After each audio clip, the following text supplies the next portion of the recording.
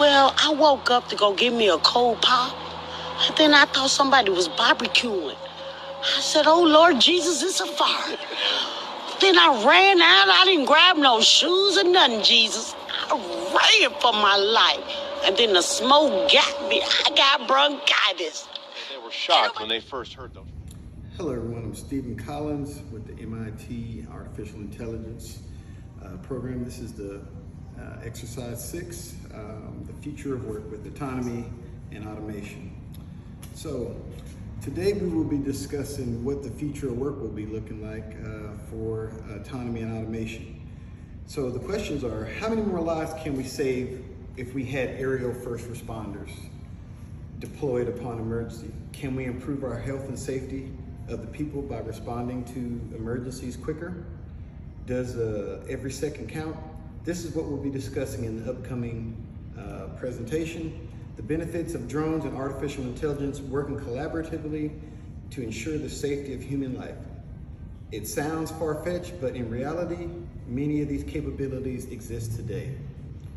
The question is, how do we leverage our current systems and implement a much quicker and sustainable system to minimize the loss of life?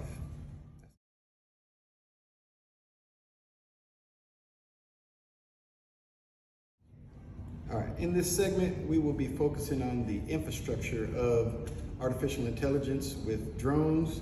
So to create an environment for human life to improve and be more sustainable and productive, you must create an infrastructure maintainable to how humans interact.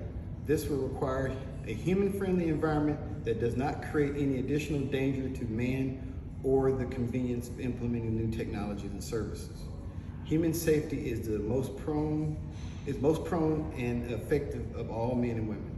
So what we will be doing is detecting an emergency, assessing the situation, checking the vitals and injuries involved in the party, alerting EMS, dispatching live video footage of the situation, and having verbal communication with emergency services.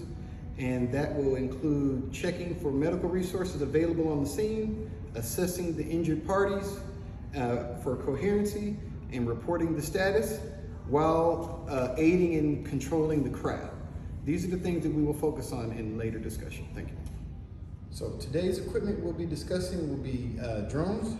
Here's an example of one. This is an FPV drone and the sensors and capabilities of which will be on them. So we have several sensors, and what we'll be doing is integrating the sensors and the radars to interact with artificial intelligence to improve the health and safety of humans during accidents. So what we'll be discussing is how all of these technologies will be able to come together. Drone technology and the current technology we have with our traffic lights in urban cities. So what will be the drivers of change? Drivers of change will look like the infrastructure in local municipalities where we can integrate drone technology and streetlight technology to where a drone can be sitting there waiting at an intersection, waiting upon an accident, and when an accident, it detects an accident, and the radars will go and find the accident and assess the situation and follow through with what's going on. So what trends can we identify? The drone manufacturers are all currently designing drones and equipment to benefit the emergency responders and reconnaissance market. Many of the manufacturers have added equipment to aid first responders in the case of emergency.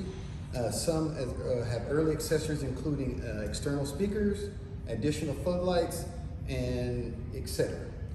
What makes these interesting things weak signal of implementation? The interesting weak signals are the lack of investment for the infrastructure. We do not currently have integrated systems with drone technology or streetlight technology.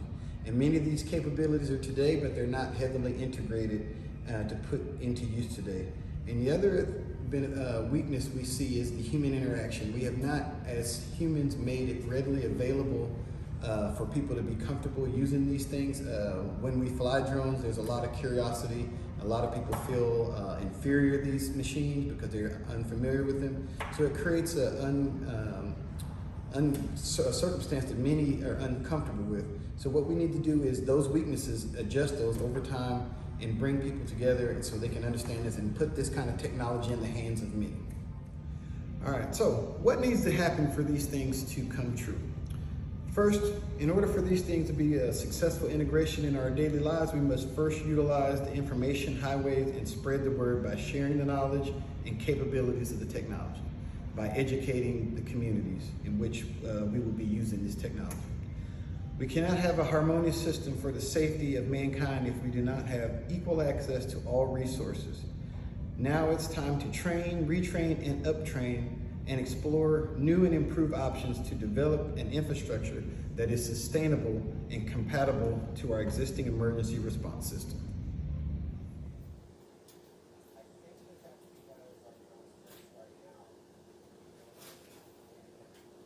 This can make about 2 more skits. 2 more skits.